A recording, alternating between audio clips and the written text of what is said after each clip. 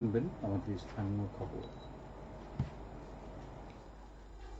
আসসালামু আলাইকুম। বাংলাদেশ বেতার, সিলেট। সংবাদ পড়ছি কুমকুম হাজারা মারুফা।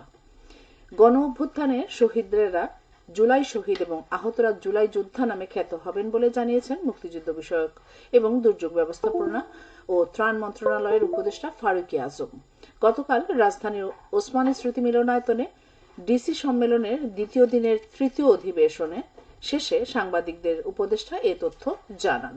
জেলা প্রশাসকদের সঙ্গে মুক্তিযুদ্ধ বিষয়ক মন্ত্রণালয় এবং দুর্যোগ ব্যবস্থাপনা ও ত্রাণ মন্ত্রণালয়ের সঙ্গে এ অধিবেশন অনুষ্ঠিত হয়।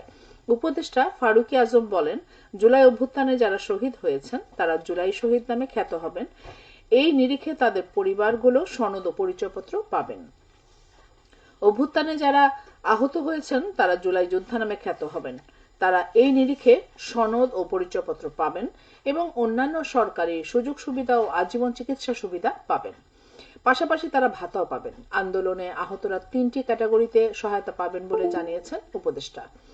বলেন, আহতরা আজীবন চিকিৎসা সুবিধাও পাবেন, তারা ভাতাও পাবেন। যারা গুরুতর আহত হয়েছেন তারা এককালীন 5 লাখ টাকা এবং প্রতি মাসে 20,000 টাকা করে ভাতা পাবেন। একটি অঙ্গহানি হয়েছে এমন আহত যারা আছেন তারা প্রতি মাসে 15,000 টাকা ভাতা এবং এককালীন 3 লাখ টাকা পাবেন। সামান্য আহত ছিলেন, চিকিৎসা নিয়েছেন, ভালো হয়ে গেছেন, তারা চাকুরি সহ পুনর্বাসন কর্মসূচিতে অগ্রাধিকার পাবেন। তারা কোনো ভাতা পাবেন না। চলমান অপারেশন ডেভিল হান্টে সিলেট সিটি কর্পোরেশনের সাবেক ভারপ্রাপ্ত মেয়র মোহাম্মদ আজম খান সহ 8 জনকে গ্রেফতার করেছে পুলিশ ও র্যাব। গতকাল এ তথ্য জানিয়েছেন সিলেট মহানগর পুলিশের মিডিয়া কর্মকর্তা মোহাম্মদ সাইফুল ইসলাম। রবিবার নগরের বিভিন্ন স্থানে অভিযান চালিয়ে তাদের গ্রেফতার করা হয়।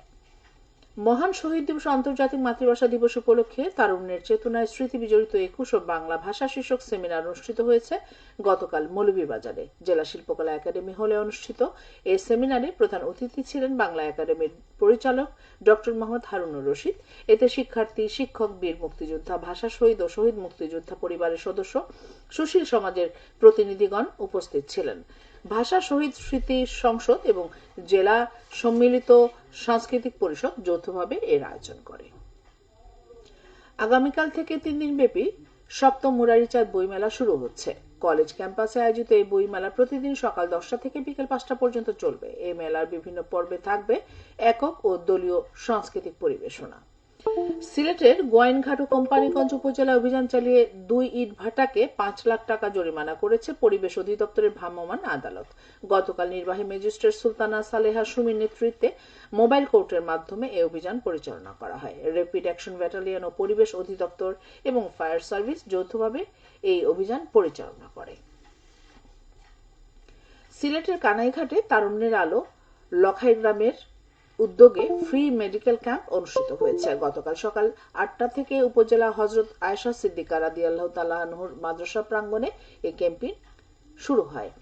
স্থানীয় মানুষেরা স্বাস্থ্যসেবা নিশ্চিত করতে আয়োজিত এই ক্যাম্পে দিনব্যাপী প্রায় 500 উপকারভোগীকে বিভিন্ন রোগের চিকিৎসা প্রদান করা হয়। ক্যাম্পে উপস্থিত রোগীরা চক্ষু, ডায়াবেটিস, রক্তচাপ, কাশি সহ বিভিন্ন অসুখের চিকিৎসা করেন।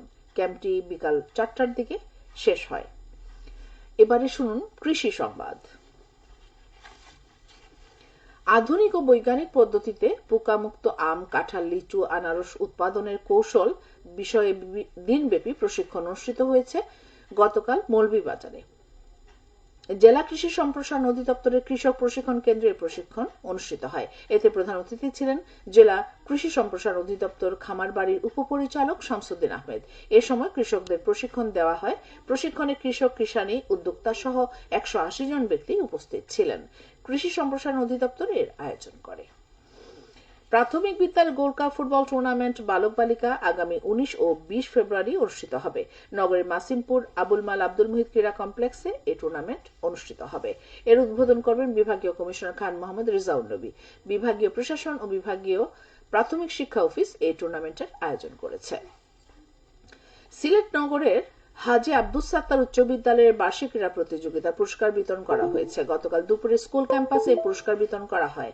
প্রতিযোগিতার বিভিন্ন ইভেন্টে প্রতিষ্ঠানের শিক্ষার্থীরা অংশ নেন। এদিকে সিলেটের দক্ষিণ সুরমায় মনির আহমদ একাডেমি প্রাইভেট ক্যাডেট কলেজের বার্ষিক ক্রীড়া প্রতিযোগিতার পুরস্কার বিতরণ করা হয়েছে। গতকাল দুপুরে দাউদপুর ইউনিয়নের তুরুকখলায় অবস্থিত একাডেমি ক্যাম্পাসে এই পুরস্কার বিতরণ সম্পন্ন হয়। সবশেষে আবহাওয়া। সন্ধ্যা 6টা পর্যন্ত পূর্বাভাসে বলা হয়েছে, সিলেট সহ পার্শ্ববর্তী এলাকায় আজ কোনো সতর্কবাণী নেই এবং কোনো সংকেতও দেখাতে হবে না। আজ সিলেটে সূর্যোদয় হয়েছে 6টা 25 এবং সূর্য অস্ত যাবে সন্ধ্যে 5টা 48। সংবাদ শেষ হলো। আমাদের পরবর্তী স্থানীয় সংবাদ প্রসারিত হবে বিকেল 4টা 30। বাংলাদেশ বেতার সিলেট। যে ব্যক্তি